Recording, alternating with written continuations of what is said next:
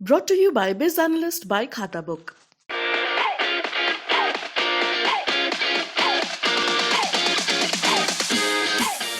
तो by election भी हम लोग समाजवादियों ने जीता था और इस बार जो चुनाव हो रहा था ये सत्ता परिवर्तन का चुनाव था। मन में तो था ही कि 9 की 9 हम लोग जीतेंगे। आदरणीय नेताजी प्रचार में आए थे तो इसलिए हम लोग का था कि हम 9 की 9 जीत जाएंगे, लेकिन कहीं कुछ कमियां उन प्रत्याशियों से रह गई। इस पर तो मैं ज़्यादा कुछ नहीं, लेकिन इतना है कि मन में थोड़ा तो मलाल रहेगा। नमस्कार, मैं जौनपुर से राजकुमार सिंह। विधानसभा चुनाव का परिणाम आ चुका है। हम इस समय मौजूद हैं उत्तर प्रदेश की जो हार्ड सीट में कुछ महत्वपूर्ण हार्ड सीट थी, उसमें एक मल्हनी सीट से जो चुनाव जीते हैं लकी यादव समाजवादी पार्टी के। मैं बता दूं कि लकी यादव पूर्व कैबिनेट मंत्री पारसनाथ यादव के पुत्र हैं और पारसनाथ यादव 6 बार विधायक, 2 बार सांसद और 3 बार मुलायम सिंह मंत्रिमंडल में मंत्री रह चुके हैं। एक बार अखिलेश यादव जी की मंत्रिमंडल में भी कैबिनेट मंत्री रहे और मुलायम सिंह जी के बहुत ही खास माने जाते हैं।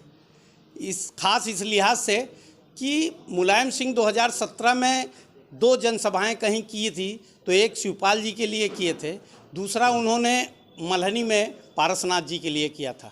और जौनपुर में इस बार भी करहल और जसवंत नगर के बाद, इटावा के बाद कहीं उन्होंने अगर कार्यक्रम दिया, कहीं जनसभा की, तो जौनपुर की मल्हनी सीट पर आशीर्वाद दिया लकी यादव को।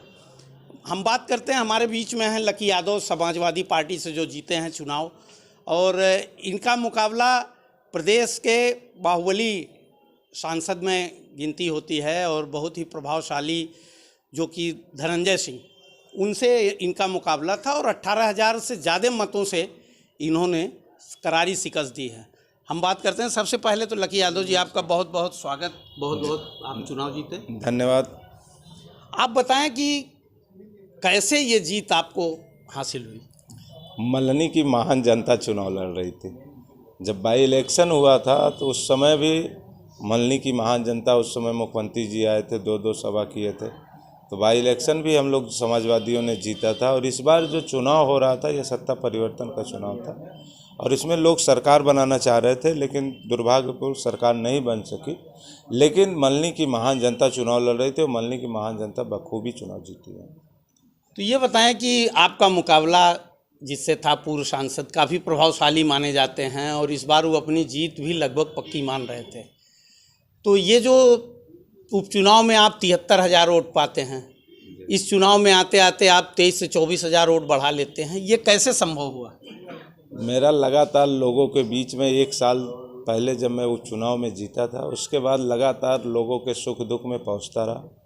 उनके यहाँ जाते और समस्या का निराकरण किया। कुछ विकास कार्य रहे जो मैंने पूरा किया, कुछ हैंड पाइप, सड़कें और सबसे बड़ा ऑक्सीजन प्लांट मैंने लगवाया। जब लोग कोविड काल में ऑक्सीजन के लिए तड़प रहे थे तो बक्सा में मैंने सबसे पहले ऑक्सीजन प्लांट लगवाया था।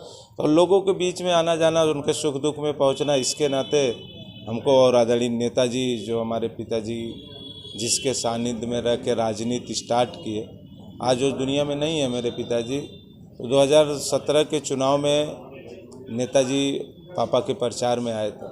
तो पापा के प्रचार में जब आए थे तो उस समय एक लहर चल रही थी समाजवादी सरकार हटाने की लहर। तब पापा उस समय 22,000 से चुनाव जीते थे और 22,000 से तो, लेकिन पापा इतनी वोट नहीं पाए थे। लेकिन इस बार जो 2022 का इलेक्शन था, इसमें नेताजी से हम मिले थे चुनाव जीतने के बाद बाई इलेक्शन। तो नेताजी ने मुझसे कहा था कि अपने दोस्त पापा का नाम लेके बोले थे, मैं उसको श्रद्धांजलि देने नहीं आ सका।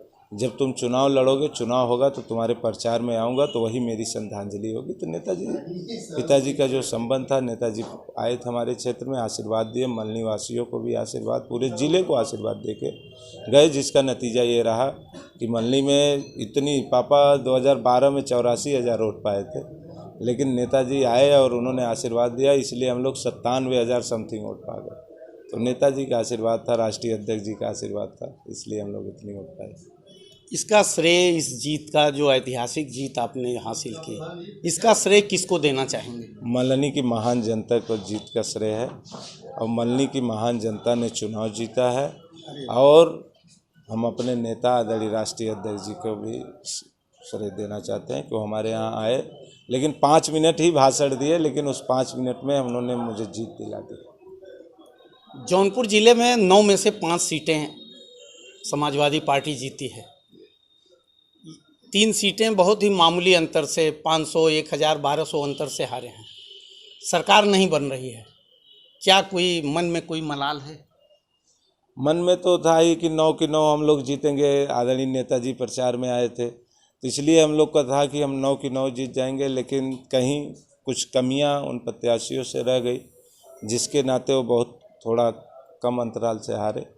ये तो इस पे तो मैं ज़्यादा कुछ नहीं, लेकिन इतना है कि मन में थोड़ा तो मलाल रहेगा जी। ये बताइए कि क्षेत्र में आप जाएंगे, अब तो सरकार तो नहीं है, लेकिन जो आपने वादे किए हैं विकास के, क्या आपका होगा विकास का? क्या आप क्षेत्र में कौन सा विकास इस 5 साल में करेंगे? पहले तो सरकार गठन तो हो जाए, जो मुख्यमंत्री और मंत्री बनेंगे, तो जो भी हमने क्षेत्र के लिए सड़क, हैंड पाइप और कुछ नौजवानों के लिए जो मैंने किया था, नौजवान तो अब तो जान ही रहा है सरकार नहीं बन रही है, लेकिन मैंने क्षेत्र के लिए जो सड़क वड़क कुछ जर्जर है, तो जो मिनिस्टर होंगे तो उनसे मैं मांग करूंगा, उनसे मैं अपनी लड़ाई लड़ूंगा। अगर वो नहीं सुनेंगे तो विधानसभा में क्वेश्चन उठा के तो उसको तो ज़रूर पूरा करवाऊंगा।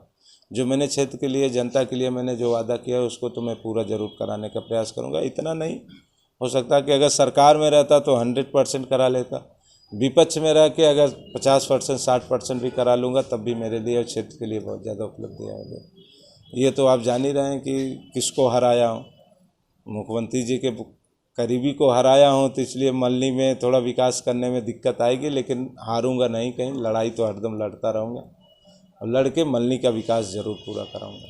मुख्यमंत्री जी के करीबी आप किसको कहना चाह रहे हैं, कैसे? मैं बता दिया, अब उसको आप समझ लीजिए, तो नाम लेना मैं नहीं उचित समझ रहा हूँ, अब आप समझ लीजिए, समझदार हैं, बस इससे ज़्यादा और कुछ नहीं कहूँगा। ये थे मल्हनी के विधायक नवनिर्वाचित लकी यादव जी। ये दूसरी बार विधायक हुए हैं और इनका साफ तौर पे कहना है कि क्षेत्र के विकास के जो मैंने वादे किए हैं जनता से, उनको ज़मीन पर उतारने का पूरा प्रयास करूंगा। जौनपुर से राजकुमार सिंह, यूपी तक।